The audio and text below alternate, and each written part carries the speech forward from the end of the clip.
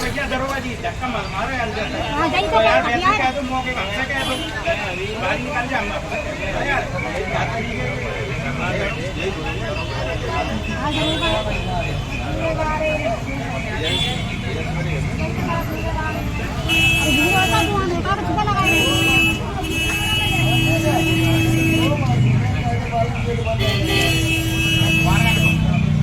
जैसे आया बगल में आया, थोड़ी गाड़ी निकल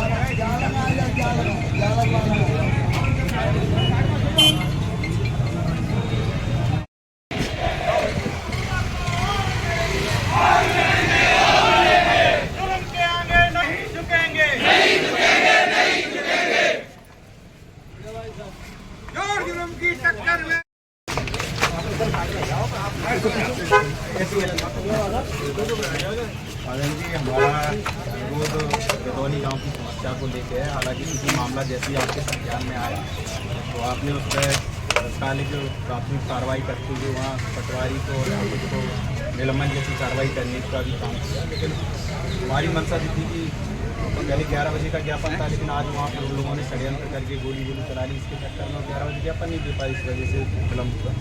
लेकिन जो सरपंच था वहाँ, जिसके पूरे षड्यंत्र के कारण भी घटना घटी, तो उसके खिलाफ तो हम चाह रहे हैं कि निलंबन जैसी कार्रवाई सरपंच के खिलाफ हो। दूसरी बात यह है, ऐसी बरसात के मौसम में इन लोगों का जो घर गिराने का जो काम किया है, तो ऐसी बरसात के समय जो लोग कहाँ रहेंगे, उसकी क्षतिपूर्ति कैसे होगी। अभी तो केवल ये था कि उन्होंने जो गलत काम किया पटवारी के खिलाफ कार्रवाई हो गई, लेकिन इन लोगों की पूर्ति जो मकान गिरा है उसकी भरपाई कहाँ से होगी। तो मेरा ये था कि इन्हें मुआवजा राशि के तौर पर कुछ आपकी ओर से सहयोग हो जाए, और उन लोगों के खिलाफ जिन लोगों ने ऐसा कृत्य किया, भविष्य में ऐसे बिगैर आपके संज्ञान, बिगैर आपके विश्वास लिए कोई अधिकारी ऐसे दोबारा पुनरावृत्ति नहीं करे, तो ऐसे अधिकारियों के खिलाफ अपराध पंजीबद्ध भी होना चाहिए। जो मेरा आपसे आग्रह है कि उन लोगों के खिलाफ आप अपराध पंजीबद्ध करा दीजिए, और सरपंच के खिलाफ उसको नोटिस हटाने की भी कार्रवाई करने का कष्ट करें, ऐसा हमारा आपसे मांग है। और जो गौचर वाली भूमि थी, तो इन लोगों के खिलाफ कार्रवाई हुई। उस टाइम आपने कहा भी कि हम तो जिले में जहाँ पता चल रही, इन लोगों ने भी शिकायतें आपको की, लेकिन जो दोहरी नीति हमें समझ में नहीं आता कि एक गांव में 2 इंसान हैं, और वही एक जैसा मामला एक के खिलाफ कार्रवाई हो जाती था, दूसरे के खिलाफ कार्रवाई नहीं होती। आप तो न्यायिक कुर्सी पर बैठे हैं, आपको तो यहाँ कलेक्टर हैं, यहाँ के दूसरे जिले में जाएंगे वहाँ भी कलेक्टर कहलाएंगे, लेकिन निश्चित तौर पर न्यायिक कुर्सी पर बैठ के आपको लोग न्याय की उम्मीद से देख रहे हैं। अब न्याय पर कुर्सी पर बैठने वाला इंसान की ओर से यदि अन्याय जैसा लोग महसूस करने लगे, तो ये तो भिंड जिले के लिए भी सही नहीं है, संवैधानिक व्यवस्थाओं के लिए भी। हम लोगों को उम्मीद है कि निश्चित तौर पर जो हमने लिख के जो समस्या आपको अवगत करा रहे हैं, तो 7 दिवस में आपके माध्यम से इन सब पे कार्रवाई हो, सब चीज़ें हो जाएँ। यानी कांग्रेस पार्टी और समूचे पीड़ित परिवार के साथ खड़े होकर हमें यहाँ इन लोगों के लिए संघर्ष करना पड़ेगा, जन आंदोलन करना पड़ेगा, जो हम लोग कर सकते हैं विपक्षों में बैठ के। हम लोग राजनीतिक प्रतिद्वंदी हैं किसी भी राजनीति के लिए, हम व्यक्तिगत प्रतिद्वंदी किसी के हैं नहीं, लेकिन आपकी ओर से भी हम सकारात्मक रूप से सहयोग चाहते हैं कि आपकी तरफ से भी हमें सकारात्मक रूप से सहयोग मिले, इन लोगों को न्याय मिले, और मुझे उम्मीद है कि आप न्याय करेंगे।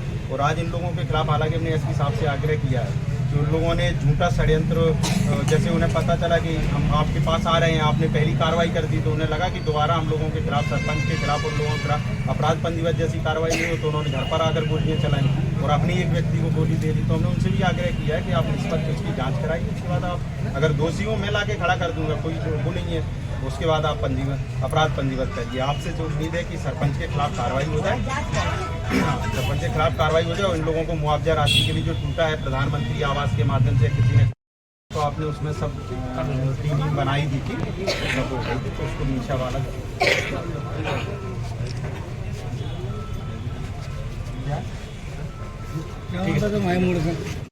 कलेक्टर साहब ज्ञापन दिया है, क्या है जी बताएं। अभी कलेक्टर साहब ज्ञापन दिया है, क्या है पूरा मामला? निश्चित तौर पर जिस प्रकार से गदौली गांव का जो मामला हम लोगों के सामने आया है कि वहाँ के पंचायत सचिव, वहाँ के सरपंच और पटवारी के द्वारा बगैर वरिष्ठ अधिकारियों के संज्ञान में ली हुई ऐसी बरसात में बगैर सीमांकन की आबादी वाली जगह बताकर वहाँ एक किसान व्यक्ति का घर जमींदोज करने का काम ऐसी भरी बरसात में किया। तो मैंने वही कलेक्टर साहब से कहा कि ऐसी भरी बरसात में मकान गिरा दिया गया।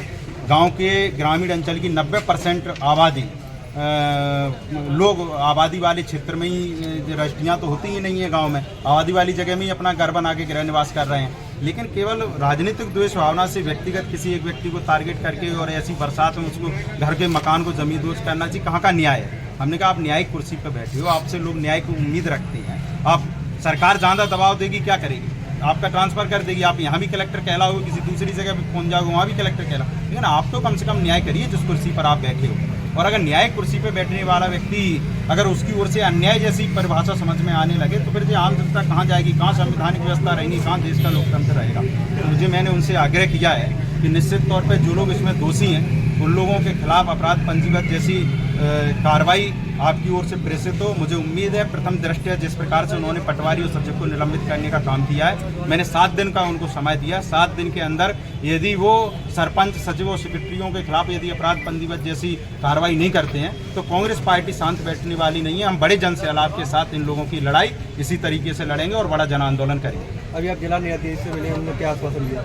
नहीं, उन्होंने हमसे कहा है कि हम इसको दिखवाते हैं, करेंगे। उन्होंने हमें आश्वासन दिया है वे जिस न्यायिक कुर्सी पर बैठे हैं, जिस संवैधानिक कुर्सी पर बैठे हैं, मुझे विश्वास है कि वो बगैर किसी राजनेता, बगैर किसी सरकार के दबाव के साथ निष्पक्ष काम करने का काम करेंगे।